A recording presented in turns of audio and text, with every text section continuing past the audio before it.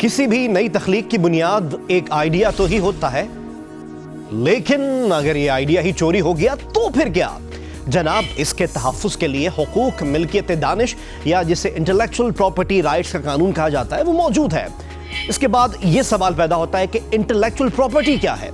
मौसीकी की कोई धुन, खताती, डिजाइन, लिखी गई किताब, गर्ज हर वो चीज जो किसी वक्त में किसी आइडिया की मोहताज रही हो, इंटेलेक्चुअल प्रॉपर्टी कहलाती है। इंटेलेक्चुअल प्रॉपर्टी की हिफाजत के लिए कानून मौजूद है, लेकिन क्या हम जानते हैं कि हम इस कानून से कैसे इस्तेफादा कर सकते हैं और क्या ऐसे केसेस की समाअत के लिए इंटेलेक्चुअल प्रॉपर्टी ट्राइब्यूनल्स हैं भी कि नहीं? वेरियस रेमेडीज हैं, प्रॉपर रेमेडी भी है जो इंटेलेक्चुअल प्रॉपर्टी ट्रिब्यूनल की, और सिविल रेमेडी भी इसकी अवेलेबल है जिसमें आप डैमेजेस क्लेम करते हैं, इसकी अपीलें भी हो सकती हैं।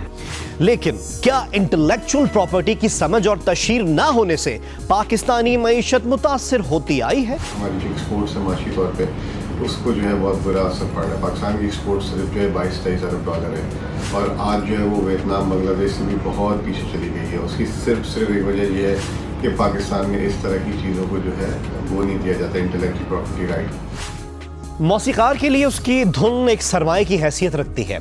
एक वक्त था जब पाकिस्तान में कुछ कंपनीज ने नकली सीडी, डीवीडीज और वीसीडीज बनाना शुरू कर दी थी और कॉपीराइट रखने वाले मवाद की नकल उरूज पर थी।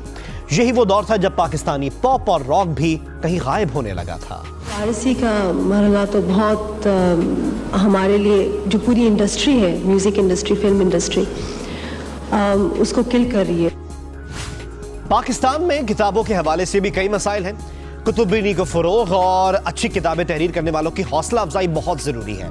इसके लिए इंटेलेक्चुअल प्रॉपर्टी राइट्स का कानून मौजूद है, लेकिन अगर इस कानून पर सख्ती से अमल हो तो क्या सारिफ इसकी हिमायत करेगा?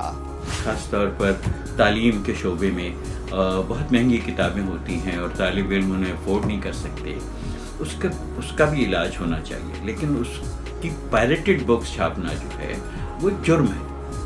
इंटेलेक्चुअल प्रॉपर्टी कानून की पामाली की वजह से असल सनतकार और जायज कारोबार करने वाला शदीद मुतासिर होता है। इसीलिए दुनिया में इस कानून पर सख्ती से अमल करवाने की कोशिश की जा रही है।